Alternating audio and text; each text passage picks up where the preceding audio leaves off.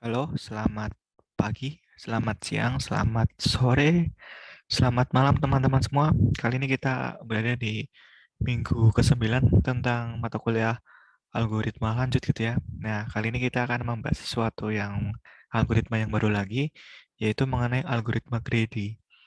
Atau bahasa Inggrisnya greedy algorithm gitu ya.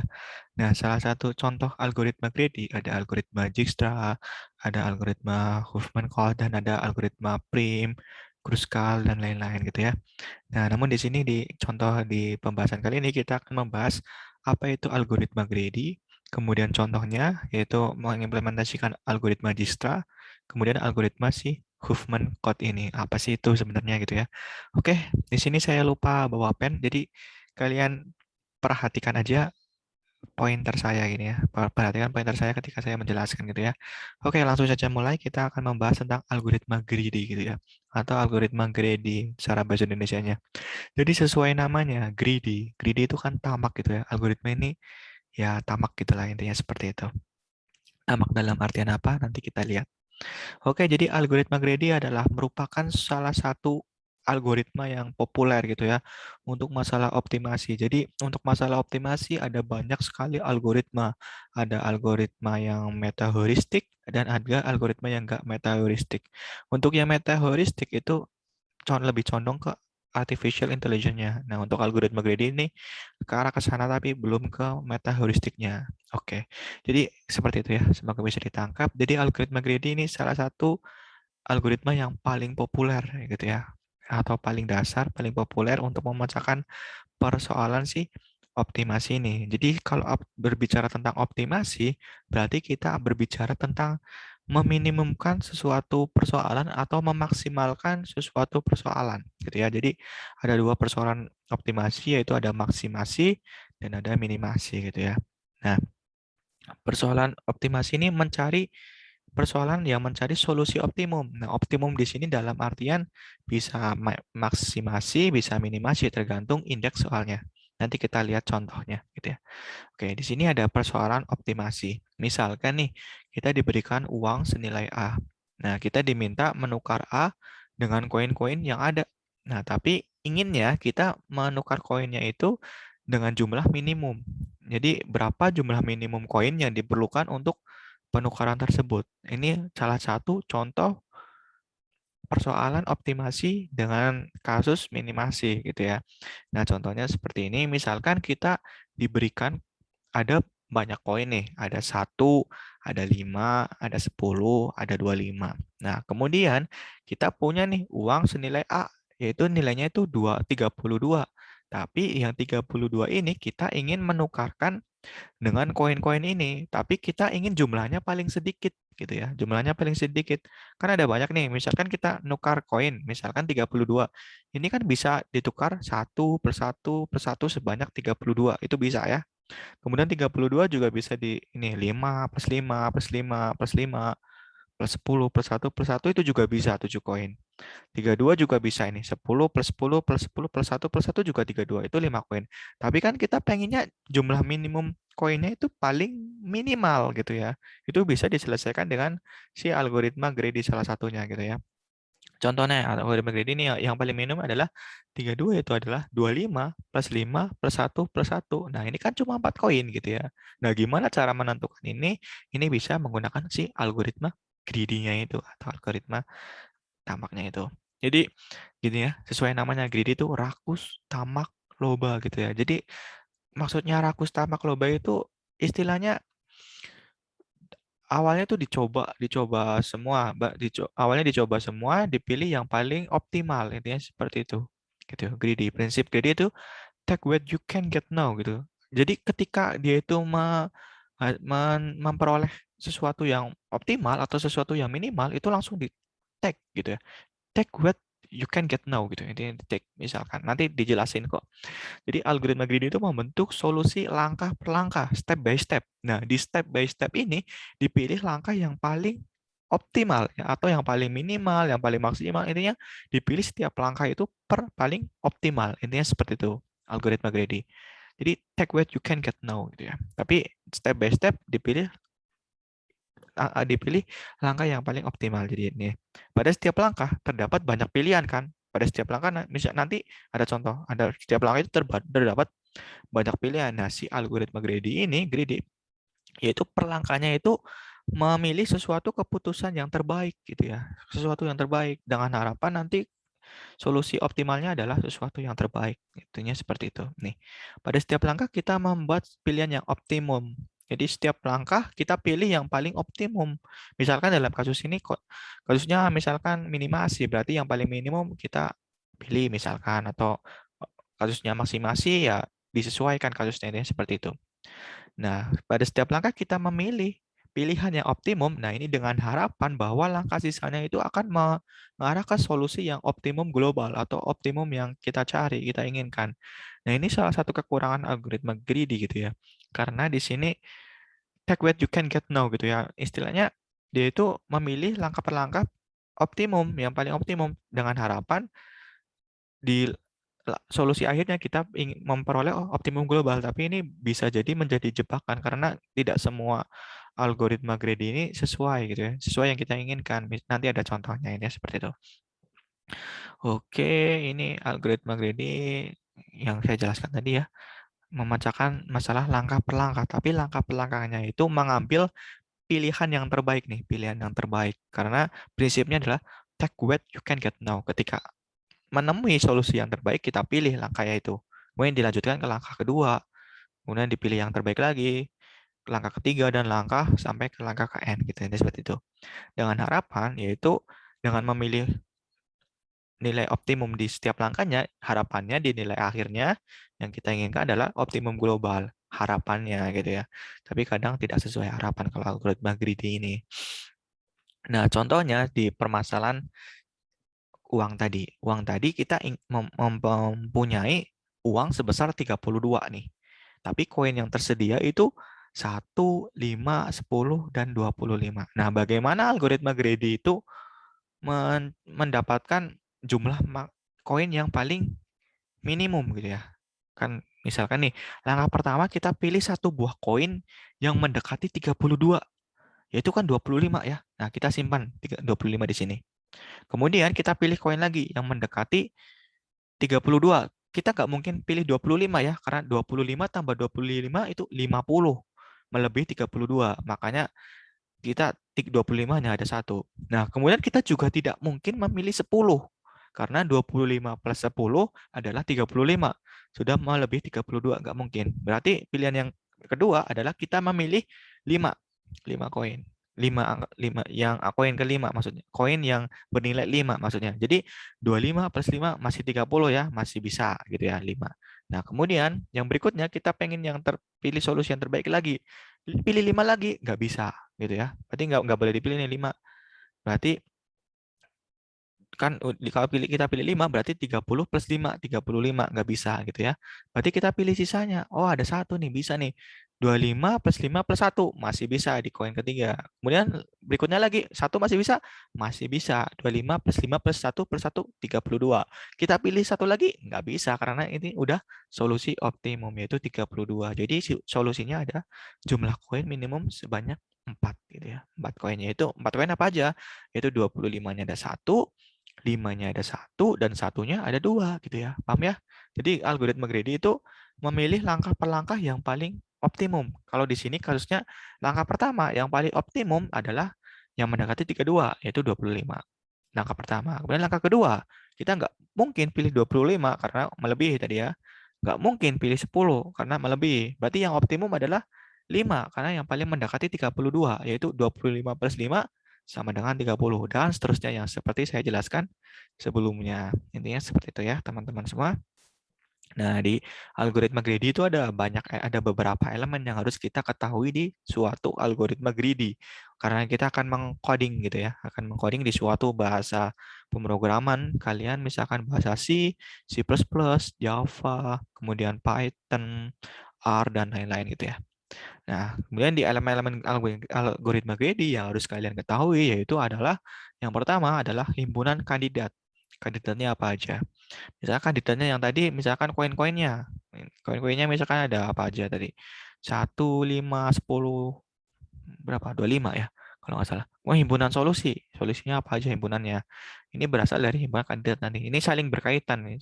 1, 2, 3, 4, 5 ini saling berkaitan semua. Kemudian ada fungsi selektif, ada fungsi kelayakan, ada fungsi objektif. Nah, ini setiap kasus berbeda, berbeda fungsi ya. Misalkan kasus yang koin berbeda dengan kasus yang mencari jarak minimum, itu seperti itu.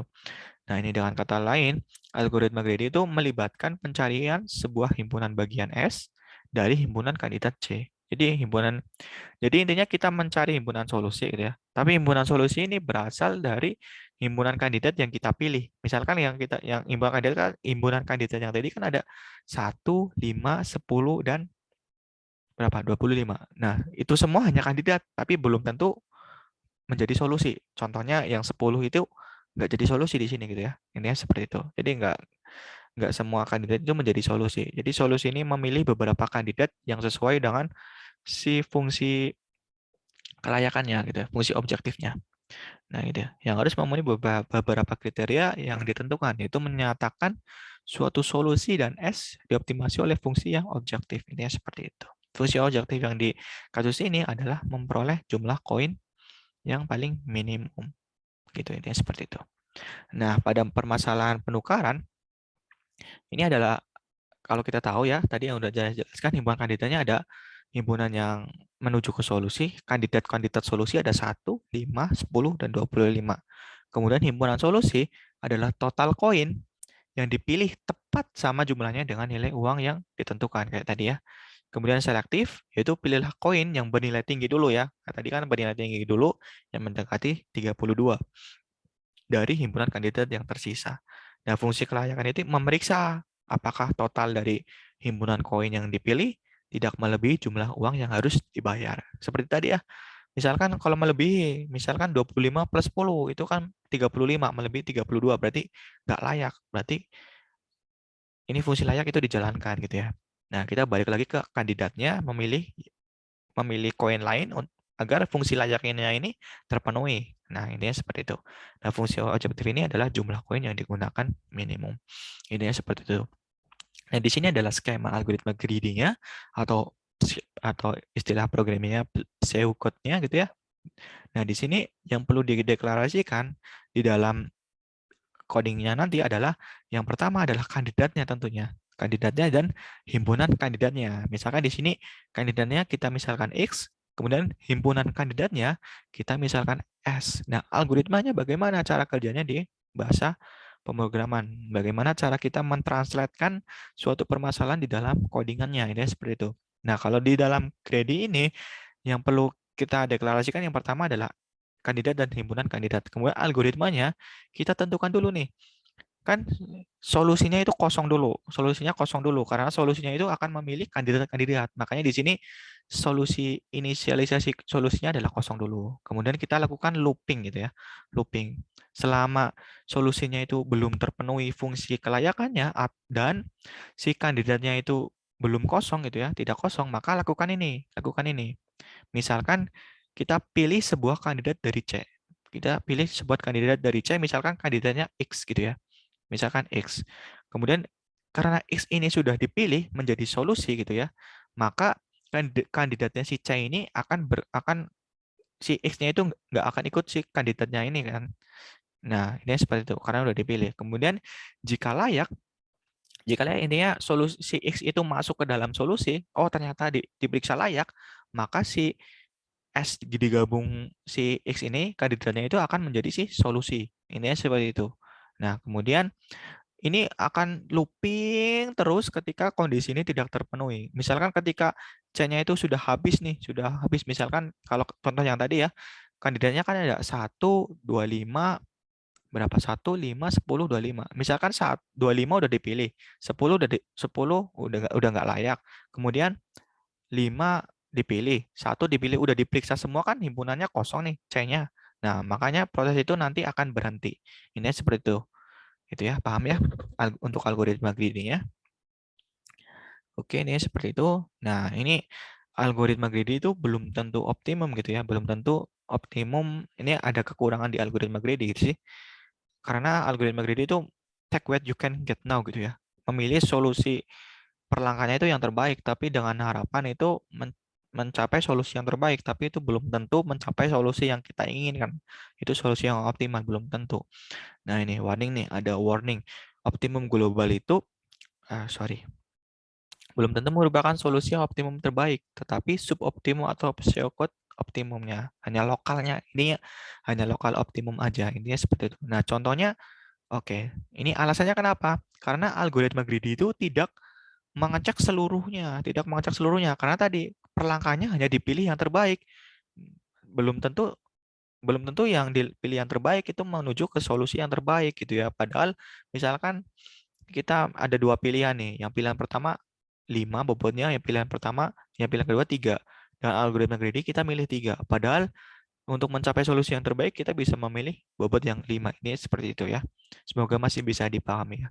Nah, karena algoritma greedy itu tidak mengecek secara keseluruhan karena yaitu kekurangannya algoritma greedy. Kalau pengen yang lebih optimum kita pakai metode exhaustive search itu yang mengecek keseluruhan. Ini ya seperti itu. Nah, untuk fungsi selektifnya juga per kasusnya itu berbeda. Jadi ini juga mempengaruhi bagaimana kita memilih fungsi selektifnya. Intinya seperti itu. Contoh yang nggak optimum, misalkan kita contoh yang uangan tadi.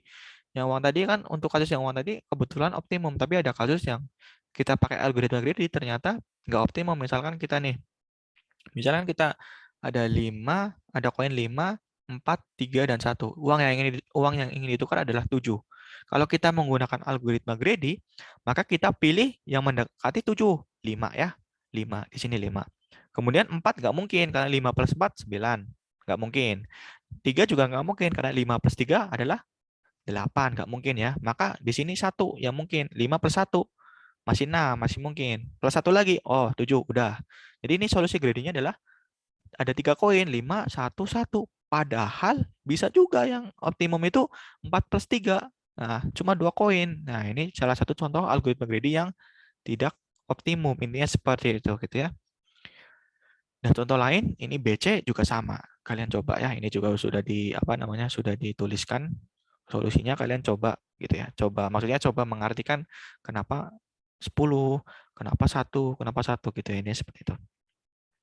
Oke, contoh algoritma greedy adalah ada algoritma Dijkstra, ada Huffman Code, ada algoritma prim dan algoritma cluster, ada knapsack integer, dan lain-lain dan masih banyak. Nah, yang akan kita bahas di perkuliahan kali ini, kita akan membahas selain algoritma greedy secara umum, kita akan membahas algoritma Dijkstra yang biasa kita gunakan untuk mencari jalur yang terpendek, misalkan. Kemudian ada Huffman Code gitu ya, tentang encoding code, sorry. Nah, misalkan ini definisi algoritma Dijkstra dulu. Nah, si algoritma Dijkstra ini merupakan metode yang umum sekali gitu ya. Umum sekali biasanya digunakan untuk permasalahan shortest path atau mencari jalur yang terpendek. Misalkan kita dari Toba ke Medan. Nah, jalur mana aja yang paling optimum, yang paling terpendek. Nah, misalkan dari Toba ke Medan itu lewat mana ya? Siantar, lewat mana lagi saya juga nggak tahu. Intinya seperti itu. Jadi kita dari Toba ke Medan kita bisa mencari jalur yang paling pendek dengan menggunakan algoritma Dijkstra. Intinya seperti itu. Nah, algoritma Dijkstra ini merupakan salah satu contoh sih dengan algoritma greedy gitu ya. Karena setiap langkahnya itu memilih langkah yang paling baik gitu ya. Algoritma greedy kan tadi seperti itu. Dijkstra juga sama. Nah, algoritma greedy ini menyelesaikan masalah yang ada pada suatu tahap dengan mengerjakan langkah terbaik gitu ya pada setiap tahapnya. Contohnya seperti apa nanti kita lihat. Nah, yang menemukan si algoritma Dijkstra ini, nah ini orangnya nih, si kakek ini, mbah-mbah, kakek-kakek, yaitu namanya Edsger W. Dijkstra gitu ya. Makanya algoritma dinamakan algoritma Dijkstra. Nah, dia itu fokus penelitiannya itu ada di algoritma design, programming language, program design, operating system, distribute processing, ini seperti itu. Nah, dia itu menemukan algoritma Dijkstra karena ketertarikan terhadap topik bahasan-bahasan ini. Ketemulah algoritma Dijkstra. Nah, si algoritma Dijkstra ini gimana tuh algoritma Dijkstranya itu? Kan kita ingin menentukan jalur terpendek gitu kan ya. Nah, di sini berarti kalau jalur terpendek kita kalian udah belajar graf ya. Kalau di graf itu ada yang namanya titik atau simpul, ada yang namanya grafnya, sisinya. Dari titik ke titik satu ke titik dua itu kan ada apa? Grafnya ada sisinya. Nah, sisinya itu mempunyai bobot. Misalkan seperti itu. Nah, makanya di sini inputannya adalah ada G graf yang berbobot. Artinya setiap simpul ke simpul lain itu kan ada apa namanya? Ada tepinya, ada edge-nya. Nah, si tepinya itu memiliki bobot. Itu yang namanya graf bobot. Karena setiap tepinya itu ada bobotnya. Kemudian ada A itu inisial simpulnya. Kemudian outputnya adalah si jarak antara simpul A ke simpul ke N ini. Array gitu ya. Array. Nah, di sini mencari lintasan terpendek dari simpul A ke semua simpul dalam graf berbobot. Nanti kita lihat graf berbobot itu intinya kayak apa sih bentuknya, nanti kita lihat. Ada contohnya setelah ini. Nah, kemudian di sini yang perlu dideklarasikan adalah I yaitu integer, kemudian UV ini adalah si simpulnya atau titik-titiknya, atau titik-titiknya. Nah, S ini adalah himpunan solusinya untuk mencatat simpul-simpul yang sudah dipilih dalam tour. Algoritma seperti apa? Seperti ini. Nah, yaitu kita melakukan pengulangan dulu, yaitu dari 1 sampai ke N, kemudian L-nya ini yaitu jarak antara titik awal ke titik VI itu kita tulis tak hingga dulu. Awalnya tak hingga dulu. Nanti kita isi gitu ya. Diisi dengan kandidat solusi yang terbaik. Nah, kemudian di sini dari jarak A ini titik awal ya. A ke A berarti jaraknya 0. Makanya di sini kita tuliskan 0 di sini. Kemudian himpunan solusinya kita kosong dulu karena kita akan pilih di sini, pilih. Nah, kemudian untuk mencari solusinya kita gunakan looping lagi. Untuk K dari 1 sampai N kita lakukan ini untuk mencari solusi jalur terpendek gitu ya. Itu kita pilih simpul yang belum terdapat di S. Misalkan dan memiliki jarak yang minimum, yang memiliki jarak A ke U itu paling minimum. Nah, ketika paling minimum kita pilih U-nya ini. Ketika udah kita pilih, maka kita S gabung U itu menjadi si solusinya. Nah, untuk semua simpul V yang tidak terdapat di dalam S. Intinya seperti itu, paham ya? Kemudian diupdate lagi sampai misalkan dilakukan perbandingan lagi. Misalkan jarak, ini LV itu jarak sebelumnya ya, jarak sebelumnya. LU itu jarak yang baru ditambah bobot bobot bobotnya. Kalau misalkan jarak jarak yang baru ditambah bobotnya itu kurang dari jarak yang LV, itu akan menjadi solusi si LV-nya ini. Si LV-nya ini akan menjadi solusi. Ini seperti itu. Kemudian di looping lagi sampai apa namanya kandidatnya itu terpenuhi. Kandidatnya itu udah memenuhi solusi semua. Kalau masih bingung, kita langsung ke contohnya. Contohnya seperti ini. Nah, ini namanya graf berbobot. Misalkan ini ada titik A, titik B, titik C, titik D, titik E, titik Z gitu ya. Nah, di sini dari titik A ke titik B itu kan ada angkanya ya, ada tepinya ini mempunyai bobot yaitu 4. Nah, ini namanya graf berbobot gitu ya. Yaitu dari A ke B mempunyai bobot 4. A ke C mempunyai bobot 2, B ke C mempunyai bobot 1 gitu ya. Ini namanya graf bobot, tapi nggak berarah. Karena di sini nggak ada panahnya nih. Jadi ini dari A ke B itu sama dengan B ke A, sama dengan 4 gitu ya. Itu namanya graf berbobot. Kalau berarah beda lagi. Nanti kita mungkin bermain-main dengan graf di algoritma yang lainnya lagi. Misalkan seperti ini. Misalkan kita apa namanya? Permasalahannya kita ingin mencari lintasan dari A ke Z misalkan dengan jarak yang jarak yang minimal mungkin gitu ya. Minimal. Bagaimana caranya? Misalkan caranya seperti ini. Misalkan tadi kan yang pertama, algoritma yang pertama kita apa namanya? Kasih tak hingga semua ya, titik-titik kasih tak hingga semua, tak hingga. Kemudian selanjutnya untuk titik awalnya kita kasih 0 tadi ya di algoritma. Makanya di sini kita kasih 0 di sini, kita kasih 0. Kemudian kita tandai di sini 0. Tandai dulu. Kemudian kita tentukan mana nih yang paling baik.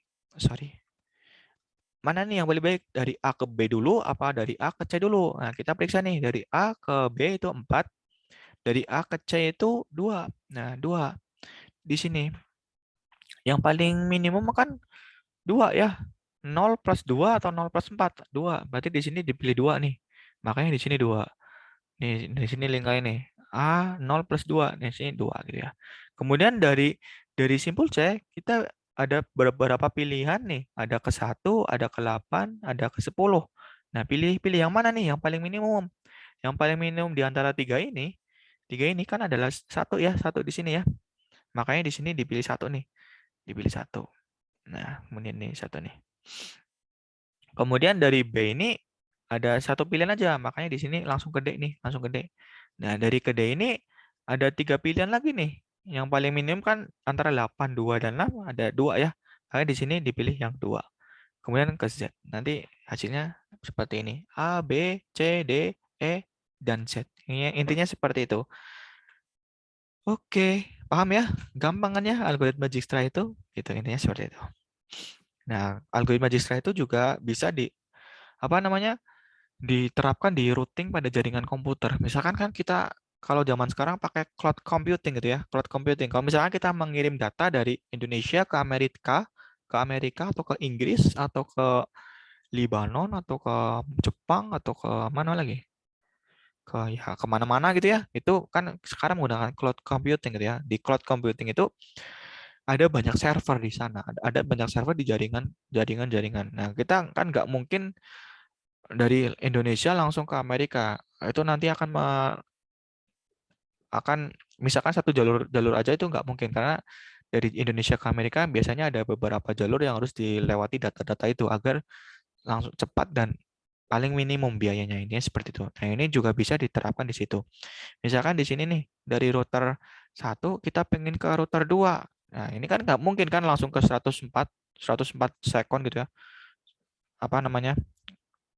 Lamanya. Nah, kita bisa memilih optimum yang di sini nih dengan algoritma Grady kita tahu nih yang paling optimum berarti ke 35 dulu nih. Ya kan 35 ke 35, kemudian router 4.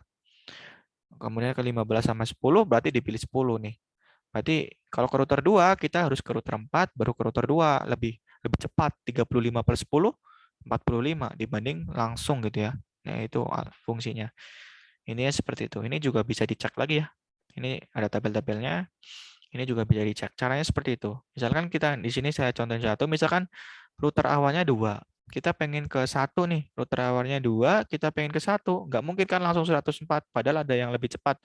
Yaitu di sini dari router 2 ini ada cabang ada 89, ada 104, dan ada 10.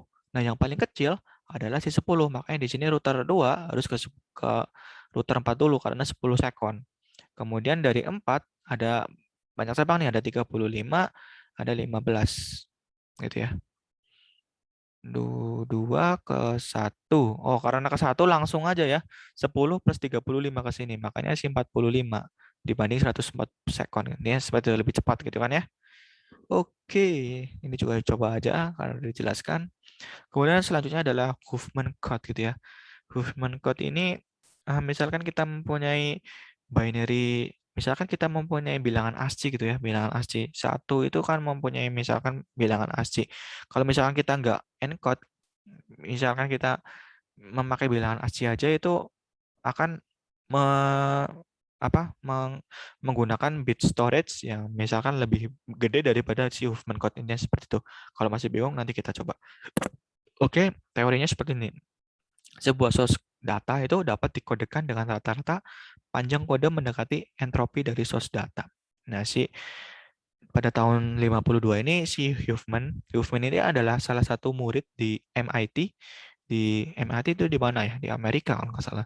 Itu mengajukan teknik encoding untuk menghasilkan panjang kode terpendek dari suatu source data dengan memanfaatkan si probabilitasnya. Bagaimana caranya? Nah, ini sejarah Huffman code. Nah, nama aslinya adalah David A-nya apa ya? David A. Human, yaitu salah satu apa student atau mahasiswa di MIT atau Massachusetts Institute of Technology gitu ya.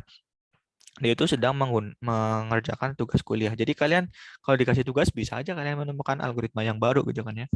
Nih, salah satu contohnya ini David. David itu salah satu mahasiswa di MIT. Nah, dosen pengajar si Huffman itu namanya Bapak Robert M. Fano, dia itu menawarkan kepada mahasiswanya bahwa siapa saja yang dapat menulis sebuah artikel tentang membangun pohon biner yang efisien akan mendapatkan nilai bagus tanpa harus menempuh ujian. Wah, ini kan menarik sekali ya kalau misalkan kalian, misalkan saya tawarkan, kalau kalian bisa mengerjakan, menemukan sesuatu algoritma yang baru, kalian nggak usah ikut ujian, tapi langsung dapat A. Kan langsung semangat gitu ya sebagai mahasiswa ini seperti itu. Nah, kemudian ininya dia itu menemukan si human code ini, yaitu dia itu menemukan apa namanya, sebuah metode untuk membangun pohon biner berdasarkan frekuensi, gitu ya. Ini seperti itu. Nah, teknik ini juga dipakai sebagai salah satu penyusun JPEG, format file populer MP3 gitu ya. Jadi salah satunya dia itu jangan sangat berjasa ketika kita menikmati gambar JPEG dan MP3. Ini seperti itu. Nah, si algoritma code ini bagaimana algoritmanya? Alurnya yaitu pertama dia itu menghitung probabilitas dari setiap simbol yang ada. Kemudian pasangan setiap simbol dan probabilitas itu dinamakan dengan node, dikasih node. Kemudian temukan dua node dengan probabilitas terendah. Kemudian dibuatkan node parent dengan probabilitas gabungan dari dua anaknya. Ini seperti itu. Kalau masih bingung nanti kita kasih contoh kok, nggak apa-apa. Kemudian yang keempat itu berikan label untuk cabang dari anak ke parent dengan 0 dan 1 sebagai konsistensi. Kemudian kita update node-nya, lalu periksa jumlah node-nya yang ada. Bila jumlah node-nya itu lebih dari 1, maka ulangi langkah 3. Jadi di looping, 5, oh masih 3, di looping ketiga, 4, 5, looping lagi nih seperti itu. Oke, kalau masih bingung, misalkan kita mempunyai data hello world gitu ya, hello world di sini. Hello world. Bagaimana kita cara mengencode-nya dengan human code?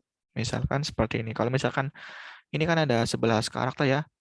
Hello world itu kan ada 11 karakter. Kalau misalkan kita cek bit storage-nya, misalkan ini di sini 33 bit. Kalau misalkan menggunakan human code, biasanya lebih kecil. Kita buktikan ya kalau menggunakan human code. Cara kerja human code, ini misalkan di sini nih. Perhatikan ya. Hello world gitu ya. Kita cek frekuensinya dulu, hanya itu muncul berapa kali? Oh, satu kali. E-nya muncul berapa kali? Oh, satu kali. L-nya muncul hello world. Oh, muncul 3 kali. O-nya muncul 2, dan seterusnya dicek semua ya. Nah, ketika udah dicek semua, kita urutkan dari terkecil, yaitu H11, 1, 1, 1, 1, 2, 3. Udah diurutkan gitu ya. Ini kan udah urut ya. Kemudian di sini setelah diurutkan, kita pilih yang paling minimum 2, pasangan 2, yaitu 1 dan 1. Nah, makanya di sini HE itu ya. HE dipilih. HE dipilih, di sini kan 2 jadinya 2. 1 + 1 adalah 2 di sini. Jadinya frekuensinya HE itu ada 2. Nah, udah sampai sini. Kemudian HE-nya kok kan HE di sini kan udah gabung ya, udah gabung jadi 2. Nah, kemudian kita urutkan lagi, makanya HE di sini jadi di bawah nih. Yang urutan pertama adalah 1, 1, 1, 1, 2, 2, 3. Nah, kemudian kita gabungkan lagi nih yang paling terkecil, yaitu paling terkecil adalah ini kan 1 dan W. Oh, sorry, underscore 1 dan W1 ya. Makanya di sini kayak gini nih. Nah, frekuensinya di sini berarti underscore W itu ada 2. Berarti kita update lagi, kita urutkan lagi. Makanya underscore W itu jadi 2 di sini gitu ya. Nah, kemudian di sini ada satu lagi terkecil. Kita gabungkan lagi gitu ya. Makanya di sini RD itu kayak gini. Nah, si RD ini frekuensinya udah 2, makanya diupdate lagi nih. Diupdate lagi jadi seperti ini. Oh, nah RD di sini frekuensinya 2. Nah, kemudian kita lakukan hal yang sama. Lakukan hal yang sama misalkan O dan HE. Jadi O HE ya. Makanya di sini O HE yaitu gabungan dari O di sini O, kemudian HE, HE di sini HE. HE ini di sini kan tadi cabangnya adalah H dan E. Nah, ini frekuensi O HE ini adalah 4 di sini. Ya kan karena 2 ditambah 2 di sini maka 4. Nah, ini kita urutkan lagi. Makanya O HE di sini menjadi yang terakhir nih. Oh, di sini ada yang terkecil lagi di apa namanya, digabung lagi nih W dan RD ya. Makanya di sini underscore W dan RD itu kan cabangnya adalah underscore W dan RD. Nah, seperti ini. Nah, ini juga frekuensinya 4. Nah, kita jadinya di sini ada 4 lagi nih. Di sini 3, 4, 4. Nah, oh ini ada lagi nih 3, 4. Kita gabungan lagi Lohe gitu ya. Lohe itu adalah pecahan dari L di sini L, kemudian OHE itu adalah pecahan dari yang tadi O dan HE ini adalah pecahan dari HE. Nah, di sini Lohe ini udah 7 nih. Kemudian kita urutkan lagi. Kemudian kan jadi 47, kemudian kita gabung lagi underscore WRD, lohe gitu ya di sini, yaitu pecahan dari underscore WRD, WRD ini pecahan dari underscore W pecahan dari underscore dan W, kemudian di sini pecah-pecah lagi. Nah, di sini adalah udah 11, udah optimum. Intinya seperti itu. Nah, udah jadi nih movement code-nya. Kemudian aturan lainnya, kalau misalkan yang ini sebelah kiri di sini kita kasih 0, yang sebelah kanan kita kasih 1. Makanya di sini 0 gitu ya, yang sebelah kiri semua kan kasih 0. Kemudian cabang yang di sini kasih kanan nih. Oh, ini cabang ke kiri kasih 0, ke kanan yang kasih 1. Itu aturannya ya. Kalau pakai ribbon code, intinya seperti itu. Kemudian bagaimana kita cara mencari si nilai-nilai yang ini bit-bitnya, misalkan H itu, misalkan H di sini. H di sini berarti kan kayak gini jalurnya. Ke sini, sini, sini, sini. Makanya di sini 1, 1, 1, 0. Nah, ini untuk H. Makanya di sini 1, 1, 0. Panjangnya ada 4 bit. Nah, kemudian seterusnya seperti itu. Ini bisa dicek ya dengan pohon biner yang di sini. Intinya seperti itu. Nah, ini hasil kompresinya. Kalau tadi, kalau belum dikompresi ada 33 bit, kalau udah dikompresi dengan movement code, oh ternyata lebih lebih apa namanya? Menghemat storage bits ya, bit storage-nya lebih hemat. Nah, ada 32 bit. Nah, ini lebih lebih optimal menggunakan movement code. Intinya seperti itu. Oke, untuk materi kali ini perkuliahan pada minggu ke-9 hanya itu aja. Kita langsung ke nanti ada sesi praktikumnya. Oke, terima kasih. Semoga ilmunya bermanfaat dan selamat belajar teman-teman.